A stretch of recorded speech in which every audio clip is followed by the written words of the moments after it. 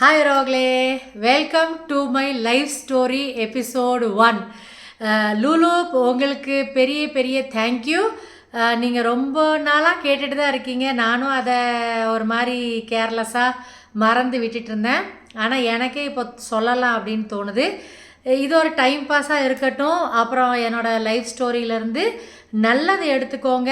கெட்டது ஏதாச்சும் நடந்ததுன்னா, கெட்டது என் சைடில் இருந்து கூட நான் கெட்டது பண்ணியிருக்கலாம். கெட்டதாக இருந்தால் அதை இக்னோர் பண்ணுங்கள். நல்லதை மட்டும் எடுத்துகிட்டு நீங்கள்லாம் ஃபாலோ பண்ணுங்கள் உறவுகளே. நான் வந்து எங்கள் அம்மா அப்பாலேருந்து ஆரம்பிக்கிறேன். எங்கள் அம்மா வந்து ரொம்ப வருஷம் வரைக்கும் எங்கள் அம்மா ஃபேமிலியில் 9 பேர் எங்கள் அம்மாவோட சேர்த்தி. எங்கள் ஆயாவுக்கு வந்து 9 குழந்தைங்க. எங்கள் அப்பா எங்கள் தாத்தா வந்து பாண்டிச்சேரியில் பிறந்தவர். பாண்டிச்சேரி தான் நேட்டிவ். ஆனால் அவர் வந்து அங்கேருந்து ஏன் திருப்பூருக்கு வந்தாருங்கிறது எனக்கு தெரியல. ஆனால் அந்த காலத்துலேயே வந்து கான்ஸ்டபிளாக இருந்தார். அவர் போலீஸில் கான்ஸ்டபிளாக இருந்தார் எங்கள் தாத்தா. அது மட்டும் எனக்கு நல்லா தெரியும். எங்கள் ஆயா மாடு வளர்த்திட்டு இருப்பாங்க. எங்களுக்கு கிருஷ்ணர் தான் நாங்கள் ரொம்ப கும்பிடுவோம்.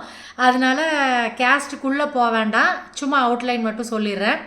அப்புறம் எங்கள் அம்மா தான் ரொம்ப பொறுப்பாக திருப்பூரில் வந்து அவங்களோட அக்கா கல்யாணம் பண்ணி போயிட்டாங்க ஃபஸ்ட்டே.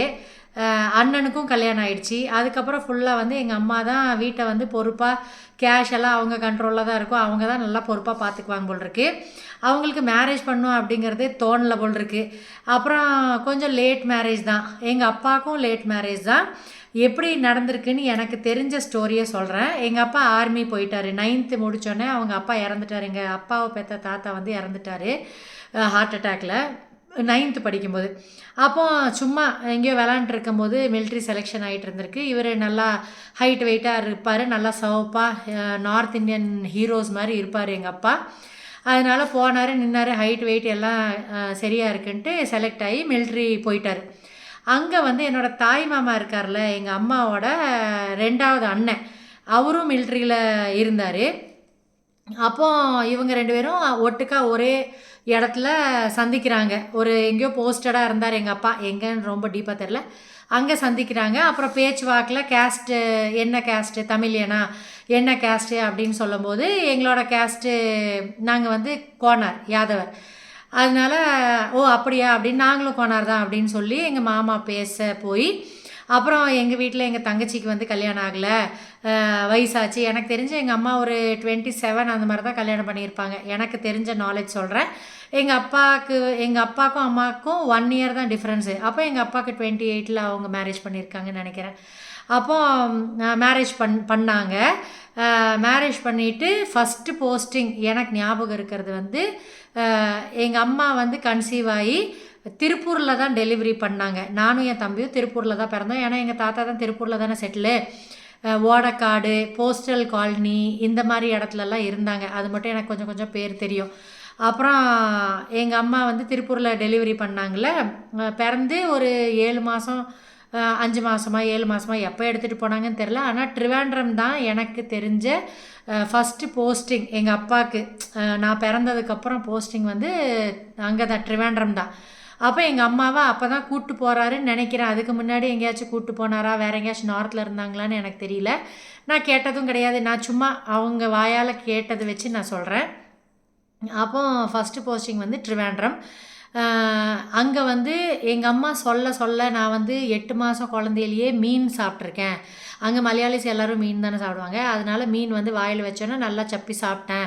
அப்போ மீன் ரொம்ப பிடிக்கும் அப்படின்னு சின்னதுலேருந்து சொல்ல எனக்கு வந்து அது மீன் பிடிக்க ஆரம்பிச்சிருச்சு போல் இருக்கு எங்கள் அம்மா சொல்ல.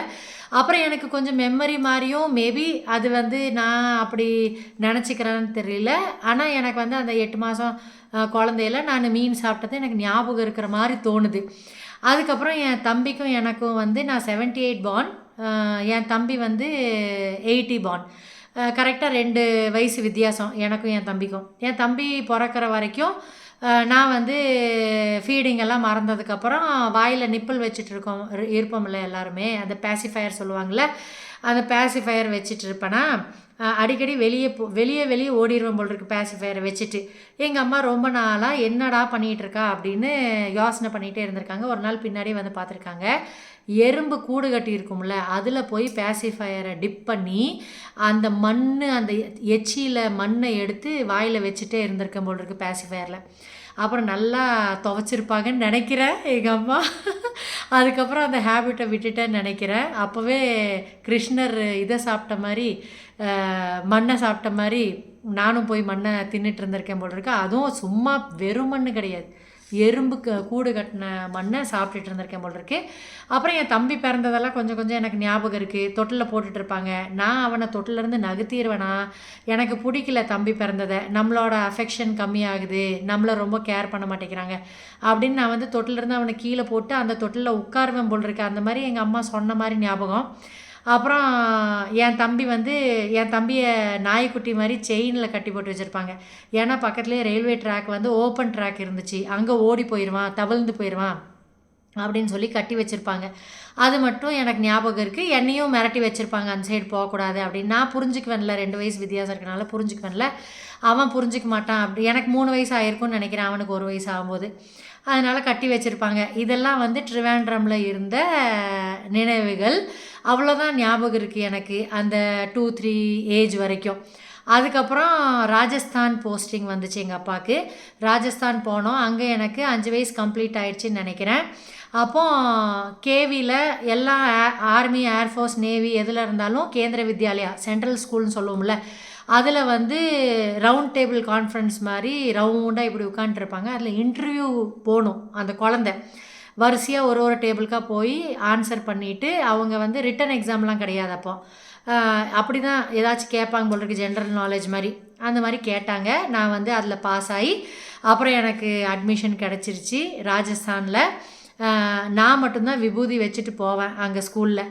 அந்த ஃபஸ்ட் ஸ்டாண்டர்டு ஃபோட்டோகிராஃபர் இருக்கார்ல, அவர் தமிழியன், மேபி கோயம்புத்தூர் சேர்ந்தவர் தான் நினைக்கிறேன். என்னோடய விபூதியை பார்த்து அந்த அங்கிள் வந்து தமிழியனா அப்படின்னு கேட்டு கொஞ்ச நாள் எங்களுக்கு வந்து அங்கே பிகானேரில் இருந்தோம் ராஜஸ்தானில். அங்கே கொஞ்ச நாள் எங்களுக்கு வந்து ஃபேமிலி ஃப்ரெண்டாக ஆயிட்டார் அந்த அங்கிள். இன்னுமே ஞாபகம் இருக்குது, கருப்பாக கண்ணாடி போட்டுட்டு இருப்பார்.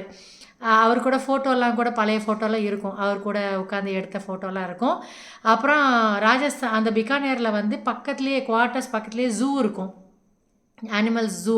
சூப்பராக இருக்கும் ஒரு அவங்களே. அப்போல்லாம் எல்லா மிருகமும் வச்சுருப்பாங்கல்ல, பீகாக் இருக்கும், நிறையா பாம்பு இருக்கும், எல்லா அனிமல்ஸுமே வச்சுருப்பாங்க. அதனால் எங்களுக்கு டைம் பாஸே வந்து சும்மா அந்த குவார்ட்டர்ஸ் பக்கத்துலேயே இருக்க மாதிரி இருக்கும். அதனால் நாங்கள் அடிக்கடி அங்கே தான் போய் விளாட்றதே, அந்த ஜூக்குள்ளே தான் போய் விளாண்டுருப்போம். அந்த மாதிரி ஜாலியாக போச்சு அந்த பிகானேரில். அப்புறம் கொஞ்சம் கொஞ்சம் சிவிலியன்ஸ் வீடும் இருக்கும் அந்த குவார்ட்டர்ஸ் பக்கத்தில்.